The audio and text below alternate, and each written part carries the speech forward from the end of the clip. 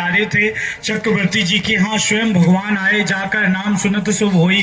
तो भैया जब उन्होंने देखा पिताजी के दुख का कारण क्या है, तो बोले बताया। तो उन्होंने कहा अब आप सब जानते हैं, कहते सुई जननी सुई सुत बड़भागी, जो पितु मात चरण अनुरागी। तो नाई शीसपत अति अनुरागा, उठी रघुनाथ विदा तब मांगा। तो सबसे बड़ी बात है, विदा करने के बाद भी जब गए तो भरत को याद करते हैं। भरत क्या है? प्रेम मूर्ति। तो जो साधु याद करता है तो किसे याद करता? परमात्मा को। फिर साधु किसे याद करता? भक्त को। तो बताइए संसार में साधु का कौन परिवार? आप सब। आप ही तो कहते महाराज जी बहू नहीं आ रही, महाराज जी बेटा नहीं हो रहा, और ये सब महाराज जी बटोर के श्री श्यामाजू या श्री किशोरी जी राम जी को बोल देते हैं। तो ऐसे ही हनुमान जी बड़े दयालु हैं।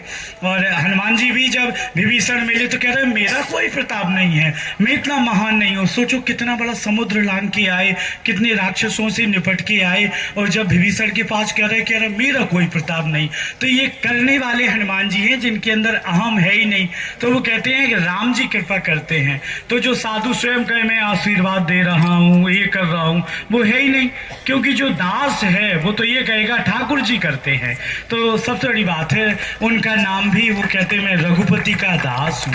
और राम जी भी इतने अच्छे हैं कि केवट के पास गए तो कहते कृपा सिंधु बोले मुस्काई, मुस्कुरा के बोलते हैं भाई आपकी नाव है भैया, जैसे पार जाए वो जतन करो।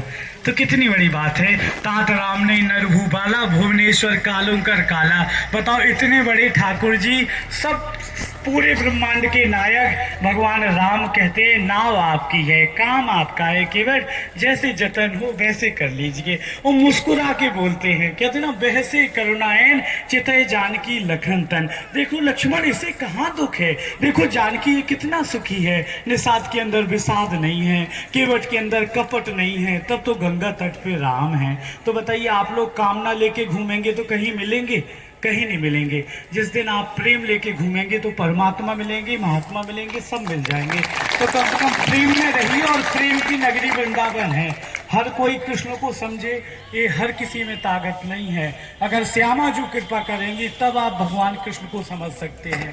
बना करके हृदय में हम प्रेम मंदिर, वहीं उनको झूला झुलाया करेंगे। जो रूठेंगे हमसे बांके बिहारी, चरण पकड़कर मनाया करेंगे।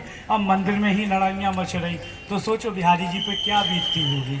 तो बस यही है कि हम ये नहीं कह सकते, और कहें क्या, बार बार कई बार तो होता है कि बाबा स्टूडियो बना लेते, इतनी लाइटिंग, इतना हार्ड, और फिर मिलने का तो सोचो आप, वो राम हैं। बताइए राम तपस्वी थे तब तो हनुमान जी मिले। तो ऐसा नहीं है, आज भी ऐसे साधक हैं जो हमारे समीप बैठे हैं।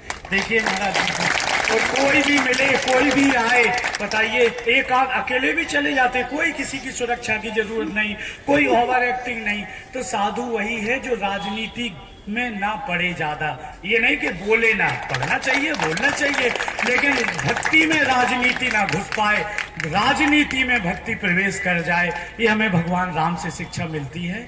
और मैं बार बार यही प्रणाम करता हूँ आप सबको कि एक मानस की और प्यारी चौपाई कि सीता जी ने कभी महारानी बनने का नहीं सोचा।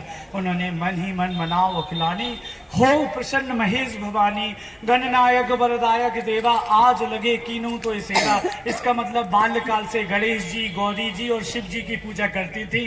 डर गई, भयभीत हो गई कि इतने राजा एक साथ धनुष को तोड़ेंगे, हाय मैं किसको वरण करूंगी। तो कहती हैं करहु मोय रघुवर की दासी।